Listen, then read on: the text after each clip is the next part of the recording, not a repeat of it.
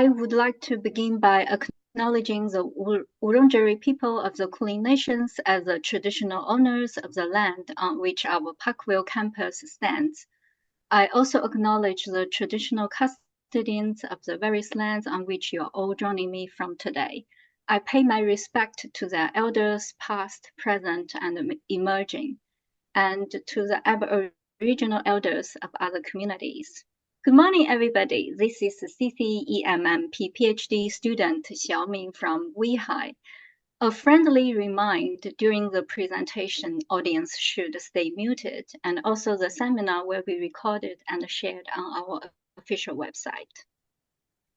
Today, it's our honor to have Dr. Elizabeth Kellogg.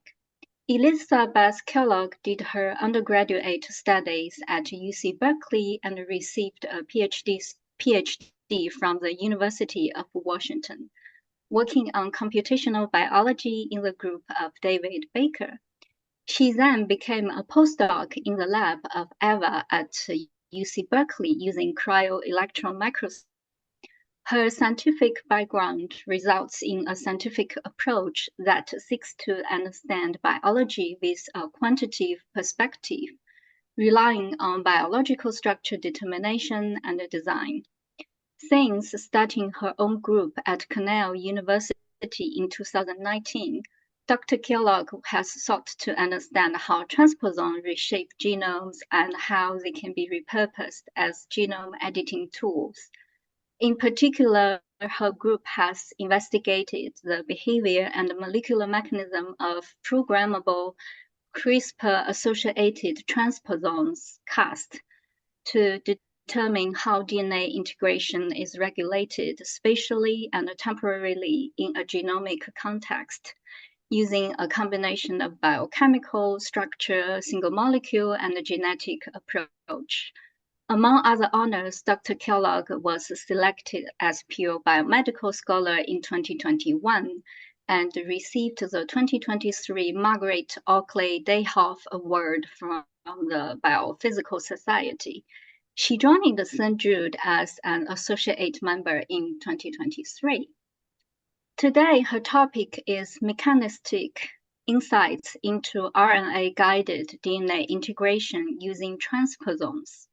So briefly, CRISPR-associated transposition systems allow guide RNA-directed integration of a single DNA insertion in one orientation at a fixed distance from a programmable target sequence.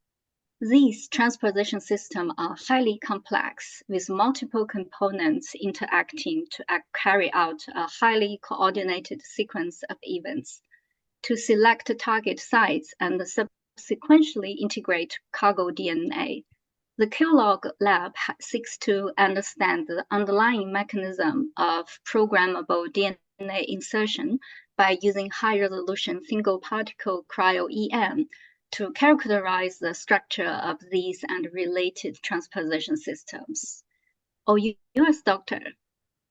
Oh, thank you so much, Xiaomin. That was a wonderful introduction. And thank you so much for the invitation to speak. I know that this is a group that's focused on membrane proteins largely, and so I just want to be really transparent and say there are no membrane proteins in this talk. So, but I hope that I can still. I also noticed that some of the missions of the CCEMMP is to train cryo-electron microscopists, and so I hope that some of what I'm going to tell you today will be informative and helpful.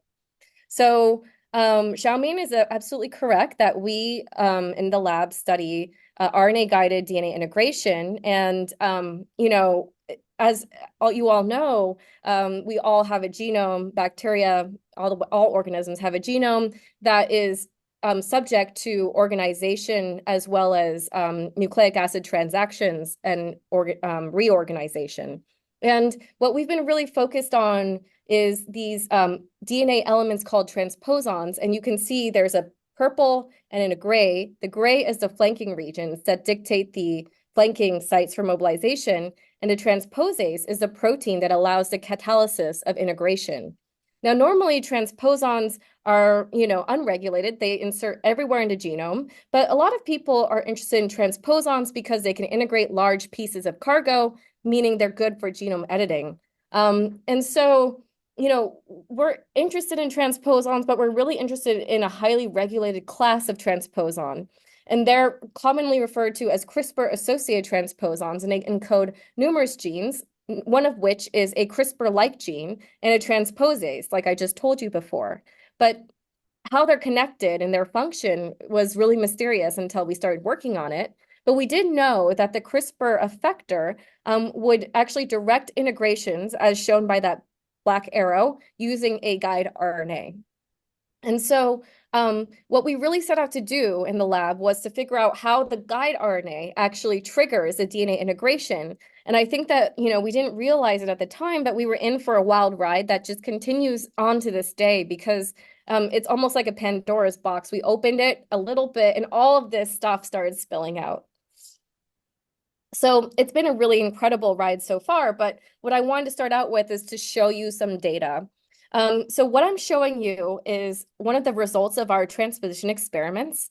Given a RNA that targets a location in the genome, commonly we can actually just, read out the site of the integration using sequencing.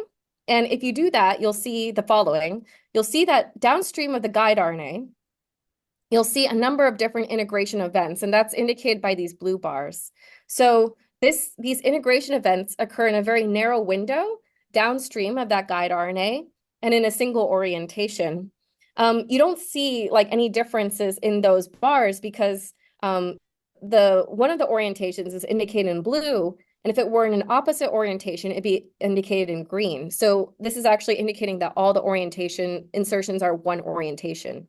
And what I'm showing you below is actually the structure of the transposon in terms of its sequence annotations. So there's a flanking sequence, which we call the right and the left end. There is a CRISPR-like protein, a transposase, other proteins that we'll talk about in a minute, as well as the RNA-like spacers. And so RNA sequence, like I said, determines the site of insertion. And it turns out natively, the transposon actually carries around its RNA sequences that it knows about. So you can see this transposon knows about a number of different sequences that it can actually use for integration. So this was actually discovered in 2019. And, since then, we've become aware of a whole constellation of CRISPR-associated transposons, many of which are actually characterized by the type of effector that they use for integration. So in some cases, you see a Cas12-like family, which uses a single protein to bind the RNA in a corresponding target DNA sequence. And in other cases, you see a multi-subunit assembly called cascade that we refer to commonly as cascade. And this uses this multi-subunit assembly for integrating cargo at the RNA-defined site. And so what's actually very interesting to me, and we're not going to go into it in this talk, is how these different types of CRISPR-like effectors can associate with conserved transposition machinery in order to carry out RNA-guided DNA integration.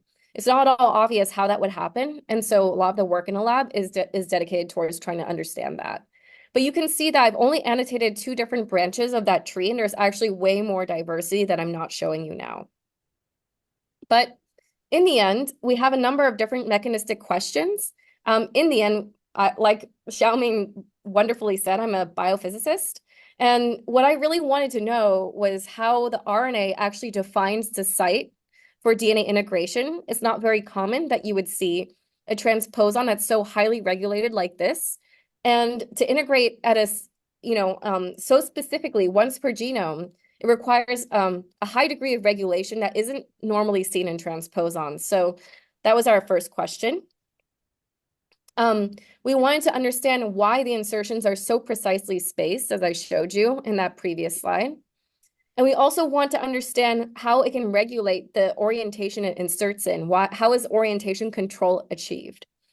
So all of these questions and no answers when we started on this journey, except for the fact that we knew that every single component of this transposon actually plays an essential functional role.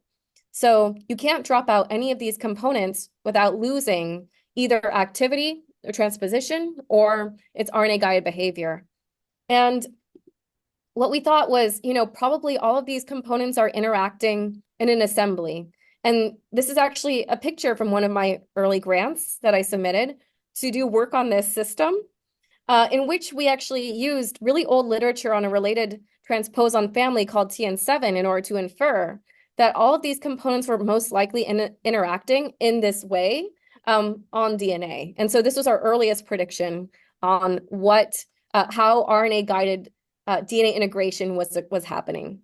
So I have a lot of acronyms here. I don't want to talk about like these proteins in terms of their acronyms because I think it's hard to remember them that way. But you should know that this, even though it's called Cas12, we're going to refer to it as a CRISPR effector, even though it's not a nuclease. So CRISPR usually refers to a nuclease that, cuts DNA in an RNA-guided fashion. But this instead marks the location of DNA integration. So even though we call it a CRISPR effector, it's not a nuclease. And in here, TnsB is actually the transposase, and I'll be referring to it as such. Remember, it is the catalytic component of the entire assembly that actually integrates the donor DNA cargo, like in the movie. But you can see there's two different proteins here. They both are essential, and yet we know almost nothing about what they were doing in the context of this entire assembly. And in particular, the protein that interests us most was not the CRISPR effector or the transposase. It was actually this protein, TnsC. And the reason why it interests us is because it's actually a AAA plus regulator. And we could see that from its sequence. So if you know anything about AAA plus regulators, they actually bind and hydrolyze ATP as part of their biological function. And we didn't really know what it was doing in the context of a transposon, but we knew it was important. It turns out that we could actually just do a very simple experiment to investigate the role of TnsC. And in order to do that, we did the following. We actually had what was called an in vitro transposition reaction for this, or assay for this, in which we could just take all the proteins, mix them together in a test tube, and then see integration. In the presence of ATP, we would incubate all our proteins in a test tube with our donor DNA, our target DNA, and we would just simply ask, do we see integration at the target site? And so we could read out integration through the formation of colonies, and we can also use PCR to amplify the site of integration to see if we get a really nice band. And in the presence of ATP, we see colonies, of course. We also see targeted integration. So this band here indicates that we see integration at the correct site. So that was maybe not surprising because there's a lot of ATP in the cell. In the presence of ADP, we saw no colonies, which indicates that nothing happens when you have ADP. But I think the real surprising thing to us was in the presence of a non-hydrolyzable analog called AMP-PNP. So in the presence of this non-hydrolyzable analog, we see that we get even more activity, so we get more colonies. But instead of seeing this really nice band, we saw this really broad smear, which indicated that instead of going directly to the target site, it was essentially integrating at different sites around the genome, and that was getting amplified by our primers. And then we just did next generation sequencing to really confirm that. And what we saw was this is the same window that I was showing you before. And here we see no integration events near the guide RNA defined site. That's marked by this purple arrow here. That's the inset. And instead, we saw integration events all over the genome, all over the target plasmid, but in different orientations. So now you can see there are bars that are blue, and then there are bars that are green. So we could see that in the presence of ATP, we were getting targeted integration, but in the presence of the non-hydrolyzable analog, we were getting integration, but it was completely unregulated. And so what that told us was ATP binding was important for activity, but ATP hydrolysis was critical for RNA-guided integration. So it turns out that, when we put this in an electron microscope and we image it, what you see is the following. And what I'm showing you are the particles. And on the right-hand side, I'm showing you the structure that we got in the end. And what I want you to like, the reason I like to show this image is because what you can see is these are helical filaments here. And the really interesting thing is that they're of all different lengths, you know? I mean, they don't actually have a very well-defined oligomeric assembly, and that's what we were really expecting here. We were expecting to see TnsC form a very well-defined like complex that would explain why we were seeing integration events downstream of a guide RNA, because if it's forming an assembly, then it fits with our model that it's actually sandwiched between the CRISPR effector and the transposase. But that's not what we saw. We saw that these were forming these really non-specific filaments. And so this was actually the puzzle that really led us down this entire, goose chase to figure out what TnsC was doing, especially in the context of this integration, in the context of RNA-guided integration. And what I did here now, just because I know this is about like learning EM and teaching people what Cryo-EM can do and what the techniques are, what's possible with what you can do. And what I wanted to kind of emphasize here was, as I told you, they're helical filaments. And it turns out that for initial model generation for helical filaments, it's actually quite difficult. It can be notoriously difficult. And my postdoc actually, luckily, was with Eva Nogales, and where I focused on microtubules. And even though I'm not going to talk about microtubule work today, it actually came in handy because I could use a lot of what I learned about analyzing helical structures to apply to this system here. So what I'm going to show you is the first reconstruction that my graduate student got at the time, in which he collected a large number of those images I showed you. He got beautiful class averages. You can see that, for these class averages, you see on the level of secondary structure. So it's very well ordered, very high resolution. You got 150,000 particles. And even though that's enough to get an initial model for sure, this is what we got in the end. We first started out with a C1 reconstruction. And a C1 means a reconstruction in absence of symmetry. And even though it's estimated to be around 7 angstroms by CryoSpark, this looks far worse. So you can't really see any sort of secondary structure features. It looks very blobby. It doesn't really look like a protein structure at all. And so for a while, all our initial model generation using ab initio generation techniques look like this.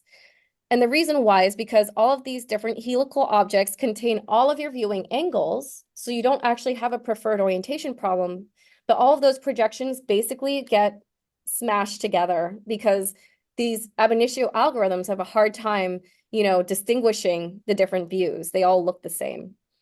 And so what I wanted to actually explain to you today is how you can actually use some image analysis techniques to get information about what you're seeing. And I don't know if any of you have done this, but if you can actually take any part of your image, and here, this is just a small segment of one of my micrographs, where you see a lot of these different filaments all lined up together.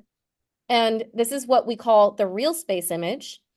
But if we take a Fourier transform of this is what it looks like. So probably if you've done electron microscopy, you'll recognize that this is the contrast transfer function in your Fourier transform. So you can actually then fit your CTF curve. But if you look very closely, you can also see something else. You can see this bright band here. And what this is what we call a layer line. And the layer line comes from the repeating structure of this helical filament. So these helical filaments, because they're all lined up and they're all rotationally averaged, you get, instead of a line, you get kind of a circle here. So this is exactly the same Fourier transform of the image that I'm showing you on the left. And what you can then do is you can actually do a radial average. You can actually average around you can generate a power spectrum by averaging around this Fourier transform to generate a 1D power spectrum. And if you do that from this exact image, what you'll see is this is essentially the raw contrast transfer function that's not corrected. So in many cases, when you look at your contrast transfer function during image processing, it'll be corrected. So you'll have this baseline removed. but you also see this peak that corresponds to this layer line here. And here is actually, you can actually then use that spatial frequency, compute what the spacing should be in angstroms. And when we did that, we found that it was actually a 41 angstrom spacing that corresponded to those layer lines. The layer lines are due to the separation of the layers in the helical filament, which is why they're called layer lines. And it turns out that, using this information, as well as one other detail that I'm going to tell you about, which is that we got a little bit lucky because from the 2D classes, you can see that there's actually no super twist associated with these filaments. And the way that we know that is because each of these different subunits are lined up perfectly with respect to one another in each layer. So if it had super twist, you would then see that these subunits would be offset with respect to one another as you go up in each layer. So because of those two facts, the layers are spaced by 41 angstroms and there's no super twist. Actually, we probably could have figured it out from these real, images here, the 2D classes, but, it's okay. This is actually a very precise way of doing so. In any case, what we did then is we then guessed what the correct initial model was by generating a false helical reconstruction, one in which we'd guess there would be 4 subunits per turn, 5 subunits per turn, or 6 subunits per turn. And we would essentially just do a helical refinement against each of these different models. And when we did that, we found out that actually the 6 subunit per turn initial model was the only one that refined a high resolution, and then it looked something like this. So from there on, it was actually quite straightforward to refine the data to high resolution. And what we found was what I just showed you in that previous image, where this is essentially a hexamer of the TnsC protein with DNA in the middle. And if we look at the side view, you'll see that it looks a lot like the 2D class averages, in which you see one layer stacked on another layer going around. And so from that, we were able to observe a couple things about TnsC. We noticed that it was actually interacting very closely with the DNA backbone. So here, DNA was actually forming this, TnsC was following the DNA helical filament as, polymerizing around it.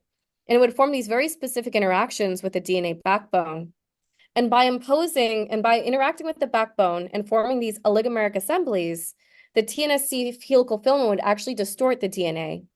And so what I'm showing you on the right here is an ideal B-form DNA in gray with a distance of 34 angstroms per full turn, whereas the DNA bound in TnsC was actually 41 angstroms for a full turn, so it was essentially stretched slightly.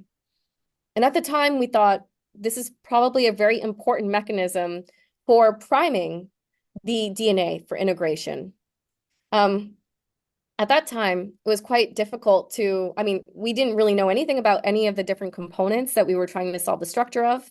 The other thing that we found was that, because the TnsC forms these helical assemblies that aren't restricted in length, we thought that ATP hydrolysis and what I showed you earlier would be important in actually trimming back the filaments. And so for that, we actually have 2 pieces of data that support this. One of these pieces of data is actually negative stain data. And if you've done any of negative stain, you'll know that it's a very quick and easy way of screening your samples. However, your protein is going to appear white instead of dark, as in cryo. So we did 2 very simple things. This is an ATP hydrolysis assay, and we just asked, what is a basal level of activity for ATP hydrolysis of TnsC alone? So it's actually right here. But if we add another component, will it stimulate ATP hydrolysis activity further? And it turns out that TnsC is quite stable on its own, it has some low level of ATP hydrolysis activity. But if you add the transposase, it actually stimulates the ATP hydrolysis activity of TnsC. And when we corroborate that with our negative stain data, we discovered that actually the hydrolysis stimulated by the transposase causes TnsC to completely disassemble. And so this is this experiment here in which in the absence of the transposase, we can actually add any nucleotide we wish, and we would see very nice filaments that look like these really white rods here. But in the presence of the ATP filaments, when we add the transposase, we don't see our filaments anymore. So the inference here is that adding the transposase, which is also responsible for integration, remember, is responsible for stimulating the ATPase activity of TnsC from here to here, but then also upon hydrolysis of ATP, TnsC filaments become unstable, they fall apart. And supporting that, in the presence of AMP, PNP, you don't see any sort of disassembly of these filaments. So all of that really led us to this model that I'm showing you here. And hopefully, as I show you more data, I'll show you how the model changes, but also how, no one given model is actually perfect. So TnsC can actually load onto naked DNA. It doesn't require any other factor to load, at least in our in vitro reconstitution experiments. And so what we thought was TnsC will actually polymerize on DNA. It'll form a productive assembly with the CRISPR complex. The transposase serves to trim back this filament by stimulating the ATPase activity of TnsC. And there's a special state that actually explains the integration profiles that I showed you in the very beginning, which shows that integration occurs not right after the guide RNA, but some defined distance downstream of it. So this is our first initial model for how RNA-guided DNA integration happens. And I think, it's kind of complicated, but I also think that it was necessary in order to explain all the facts we had at hand. So, but, like I showed you, with all of these different structural studies that our lab did and a whole lot of other people did, we were starting to get a picture of what all of the different individual components look like. But we didn't actually know how they were interacting with each other. And that was actually a source of frustration for us in the lab because, this is actually a diagram from one of the, one of our manuscripts that never got published. And where we actually try to diagram, the distance between the different components. And we try to infer what the connections are between each of these components. And we always were kind of, felt like unfulfilled, right? So what we really wanted to do was to determine the structure of the assembly of everything all together. And I actually have a background not in just studying this system, but other transposases as well. And so from my past work on other transposases, I knew that probably the integration assembly was the most stable complex that we could observe. And I'll explain that really briefly, as well as, walk you through our strategy for how to actually reconstitute and stabilize this assembly. So we sought to actually, this is the state we were very interested in, and we sought to actually go after this. But what I wanted to tell you today is that actually transposition itself, there's many different forms of transposition, and these CRISPR-associated transposons are governed by what's called DNA transposition, in which the one protein, the transposase, is responsible for making cuts in the donor DNA, as well as catalyzing the integration into target DNA. And so it's one protein that carries out multiple functions. And so what I'm showing you is the diagrams of the DNA as it goes from, double-stranded donor DNA to nicked donor DNA that then needs to be integrated into the target DNA. And if there's any chemists in the audience, you'll know that this is actually a nucleophilic attack, and so is this. But the important thing that I want you to realize here is actually you're breaking two bonds and you're catalyzing two bonds of the same type. And so the chemistry itself is isoenergetic, meaning it doesn't actually require input energy and it doesn't release energy. So, why would this actually move forward at all? Why would it go in the, left to right and not right to left? The reason why this happens is because the transposase itself actually stabilizes these different assemblies and becomes increasingly stable as this reaction proceeds. So because this is the most stable state, this nucleoprotein assembly, essentially is so stable that in many cases, it needs to be disassembled by disaggregase. So this is true for, things like mu, as well as potentially for systems like this as well. And so using that fact, we actually then designed a DNA substrate that would mimic this product. And that was this substrate here, in which we actually order single-strand DNA and we anneal it into hopefully what will form this structure, which looks a lot like a holiday junction. And when we do that, we can actually add the transposase and get this structure. And so what I'm showing you here is essentially a tetramer. I'm coloring the protein different colors, orange and purple, but you can see it's actually twofold symmetric. And so I really love this, structure, because what it shows you is that not only does a protein organize the DNA, but the DNA serves to organize the protein. So it's a very synergistic like assembly. And because of that, it actually, I think of the protein as folding around the DNA. So for that reason, we then use that idea to then stabilize this complex, but we then also staged, what I call staged the reaction, so that it would actually have the possibility of forming all of these different states. Because as you know, as I just told you, it's very, very complicated. So we actually created this target assembly in which we actually put all the proteins that are required for forming this integration complex, except for the transposase. We let that incubate for a little bit, and then we add the transposase bound to its DNA, and then we actually mix those two things together, and we just see what we see. And I'm going to show you some more negative stain.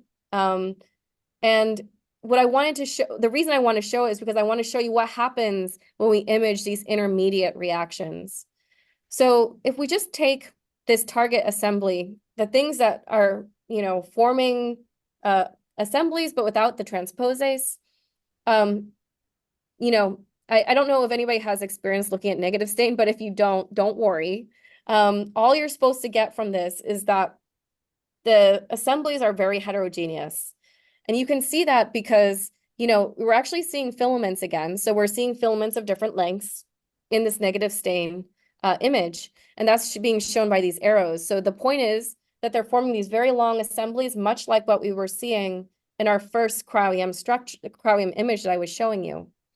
But once we add the transposase, all of a sudden, or integration, we get this, what looks like a very, very uniform assembly. And so this is exactly the same thing. The only difference is the addition of the transposase.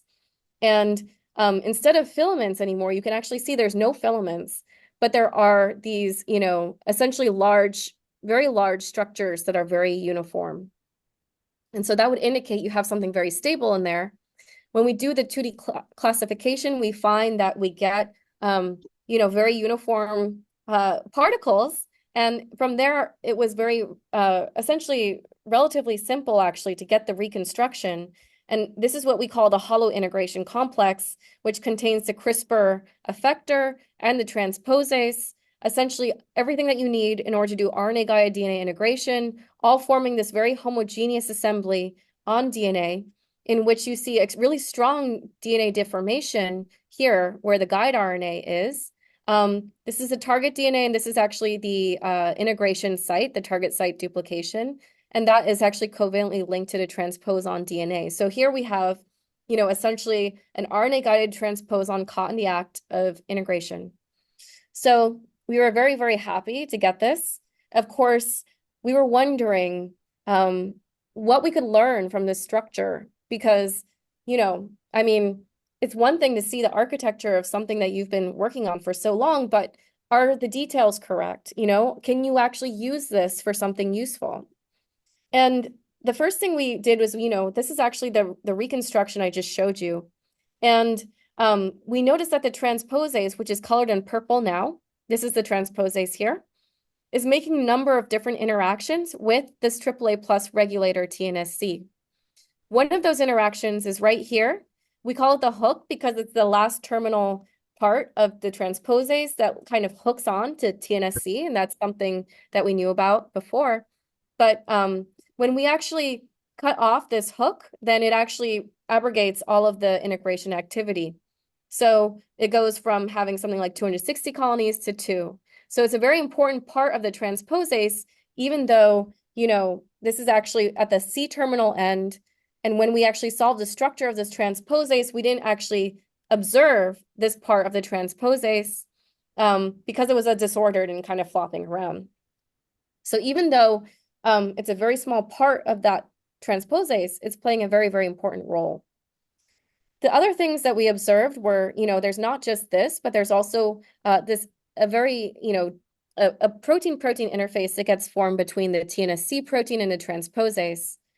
And when we mutate residues at the interface, we find not only does it actually reduce the activity, but it also reduces the on-site targeting of the transposase. So this implies that this is a site that actually is responsible for stimulating ATPase activity of TnsC. So we see that all the detailed interactions that we observe in our structure, we can actually translate into biochemical, we can corroborate with biochemical data. And I really want to go back actually to the first questions that I posed in the very beginning, which is, how does RNA direct the DNA integrations, why insertions are so precisely spaced, and how orientation control is achieved? I think that this assembly tells us a lot because, it's a very well-defined assembly that tells us why insertions are so precisely spaced. Orientation control is achieved because when you look at the structure, the interactions are very precise in the sense that only one face of TnsC interacts with the CRISPR effector, and the other interface interacts with the transposase. So you see how it's a very directional protein-protein interface that ensures the directionality of interactions and therefore directionality of integration events. So that answers a lot of the big questions that we had. But we also wanted to know, how integration events get directed to the RNA-bound site. And for that, there actually was a surprise. Let me just go a step through this, which is that it turns out that what I told you, all of those components that are encoded by a transposon are required, and that is definitely true.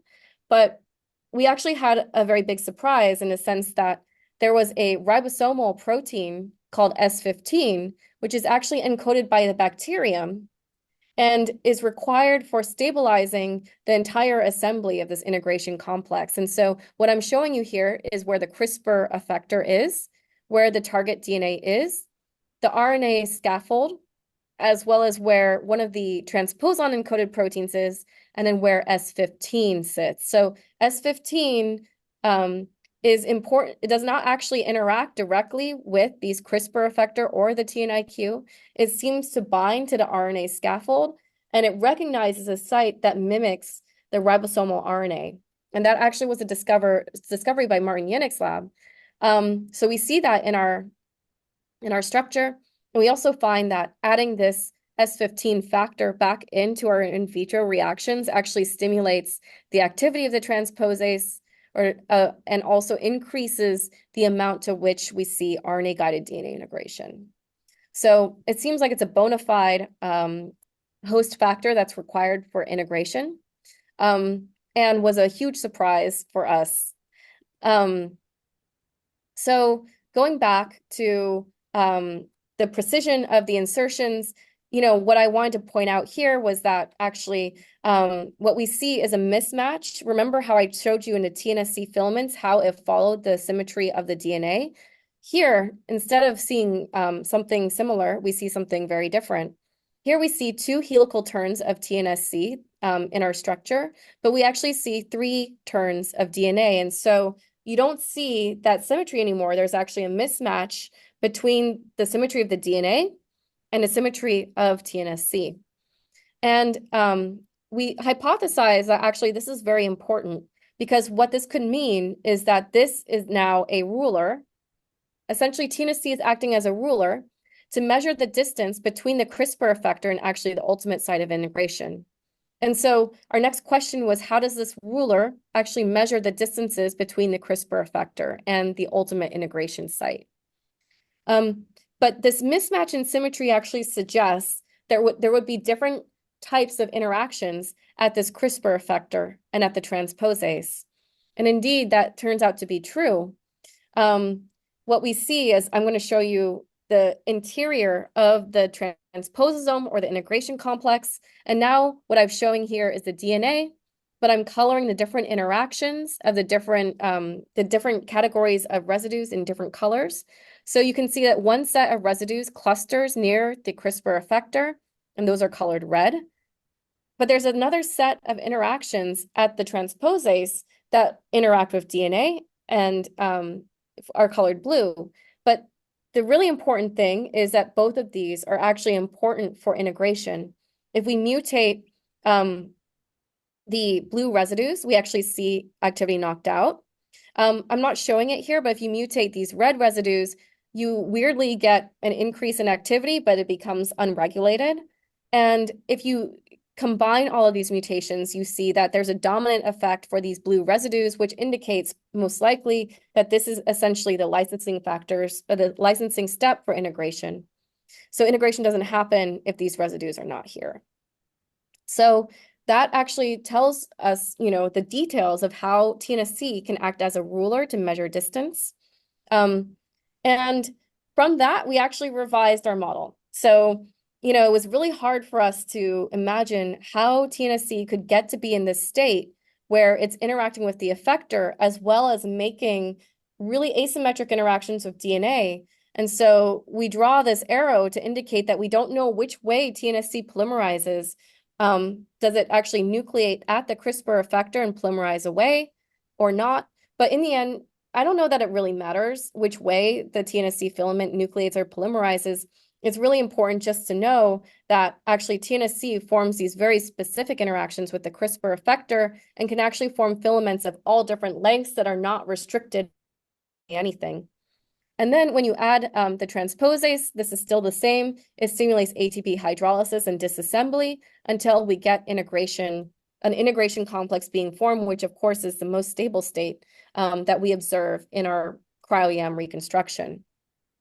So now what I want to show you is this model, which is our revised model, as well as our previous model. So, I think essentially the differences between the two is the role of TnsC in initiating the transposition, right? Because here, what we were saying is that TnsC forms this searching process on the DNA, searching for its CRISPR effector. And so really the big differences are on the initiation side of, how the integration complex really starts to form. And the reason I'm actually spending so much time on this is, one, to illustrate how science can be messy sometimes, and also how you have to kind of, revise your model as new data comes to light. But also what I would like to say to the students and the trainees and audience is that, all models are wrong, but some are useful. And so sometimes it's good to compare different models and to take the aspects of it that are predictive and design an experiment around that. And so from these two different models, there's actually really important implications for the behavior of RNA-guided DNA integration. And I'm going to walk you through that now, as well as some new data that we've gotten since then. But first, I'm going to go back to this tree, right? This phylogenetic tree. And I showed you there's different types of CRISPR-associated transposons. And it turns out that the one that we've been studying is actually known as to be pretty promiscuous, whereas the other types of transposons can be very precise. And this is important because it actually means that there are two different models for the off-site targeting of this transposon, depending on which model you believe in. So according to this model, the mechanism of off-site targeting could be due to the CRISPR effector that just binds all across the genome and binds at off-site target sites, and then recruits the transposition machinery to integrate at off-site targets. Or if you believe the other model I just showed you, it could mean that the transposition machinery is active and TnsC can actually recruit the transposase in the absence of a CRISPR-like effector. And so we actually believe in this model really strongly because we knew that TnsC could actually load onto DNA without anything else. And it turns out that we were correct. And we got the structure of what is called our CRISPR-independent integration complex assembly, in which we have all the components except for the CRISPR effector. And this actually ended up being a collaboration with Sam Sternberg's lab, in which we actually combined this with integration assays in the way that, in like using sequencing. And so what Sam's lab did was they actually took all of the offsite target integrations and they combined it into what's called a web logo. And this tells you the sequence preferences of the offsite targeted integration. And so here is where you see actually really strong DNA distortions due to the insertion of the transposase, but we also saw really weak, this weak preference for AT-rich DNA, which actually corresponds perfectly to the footprint of TnsC. And so this corroborates our structure in the sense that our assembly probably forms much like this on the genome at offsite targets. So that's what I wanted to tell you is that, both of these models are correct as well as incorrect. And, but it's really kind of interesting that this ended up being the most useful model for understanding the offsite targeting behavior of these CRISPR-associated transposons. And, I don't know how, for me, it's 7:50. And so I think we're coming up on the end of the hour. So I'm just going to breeze through this. And I'd just like to thank, in the end, my lab. This list of names is all the people that are in my lab now. But I'd like to also mention that we still have more openings for postdoctoral fellows and research associates. So if anybody's looking for a lab where, you don't want to do membrane proteins anymore and you want to do something really cool related to genome editing, maybe you want to reach out. Thank you so much for the invite.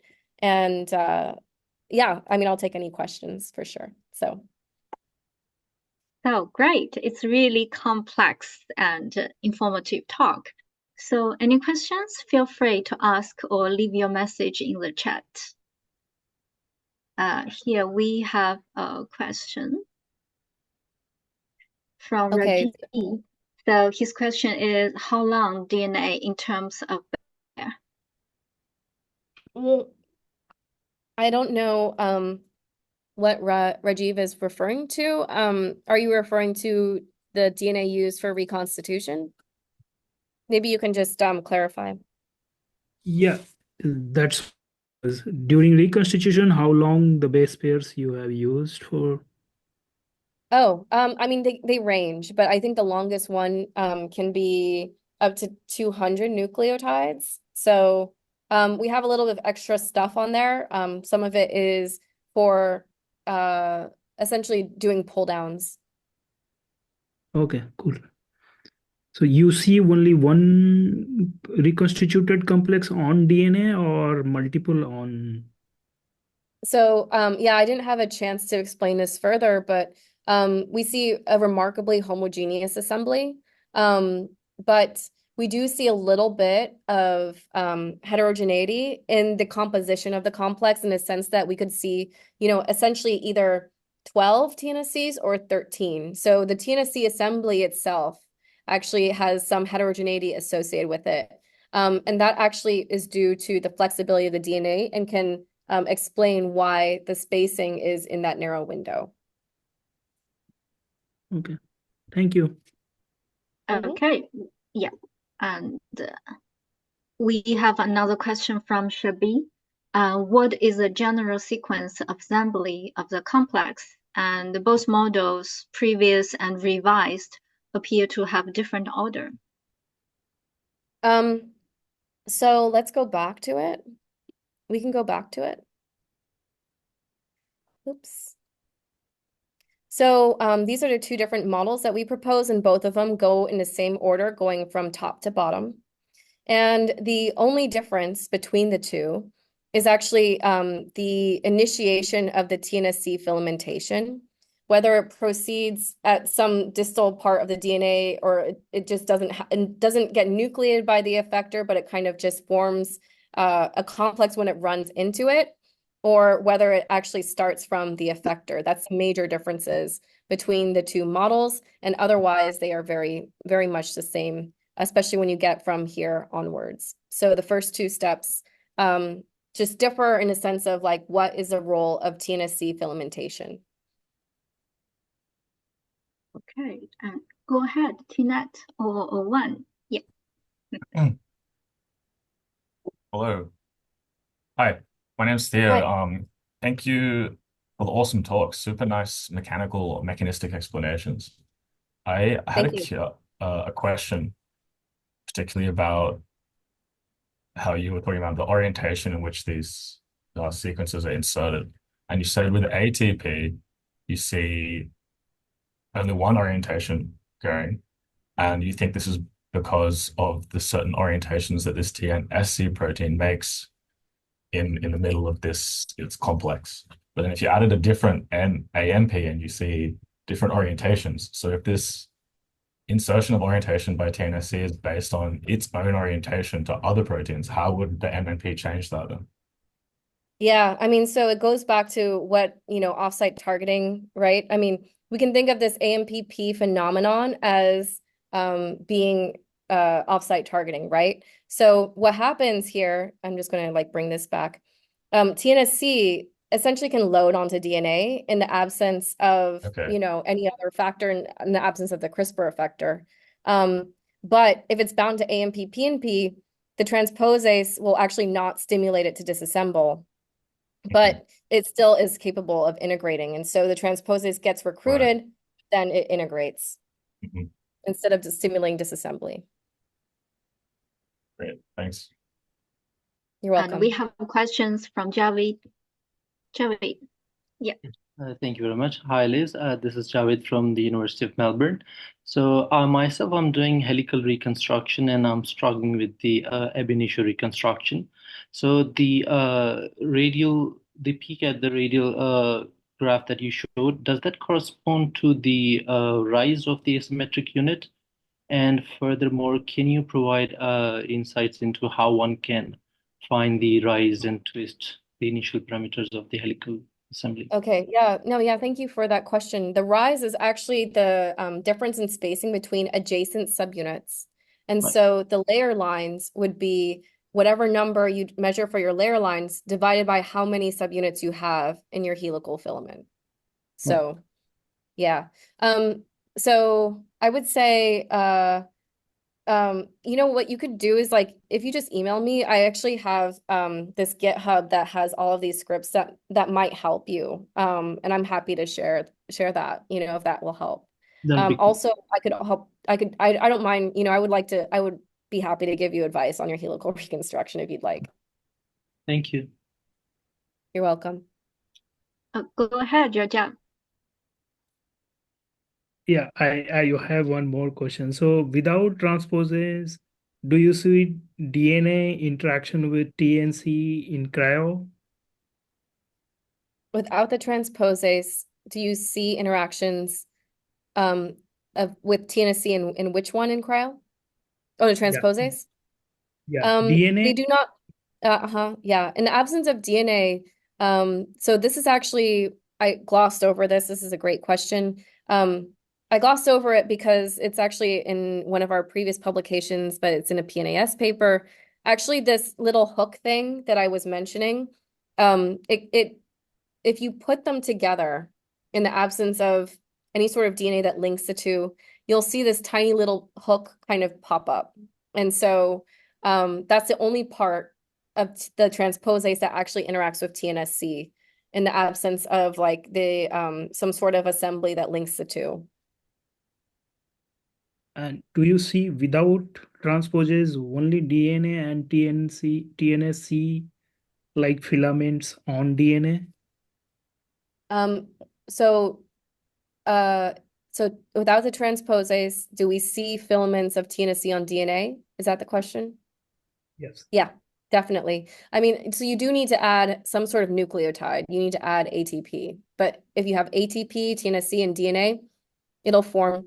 I mean, one of our first actually so, I actually gave one of our early preps to an undergrad, and he was just starting to image it, even though I didn't think it was very promising because we didn't have any added DNA. And what we saw was like TnsC was coding a plasmid, and he had found a plasmid that was just kind of coded. So it will load on any sort of random DNA. Okay. Thank you so Yeah, much. it's really interesting. Yeah. Okay, I think that's all for today. And Okay. great. On behalf of the center and audience, deeply thank you, Dr. Elizabeth, for your time and talk. Thank you, audience, for your attendance. So our next seminar will be Professor Megan on September 10. Looking forward to see you all. Bye. Thank you, Xiaomin. Bye, everybody. Yeah, see you. Bye.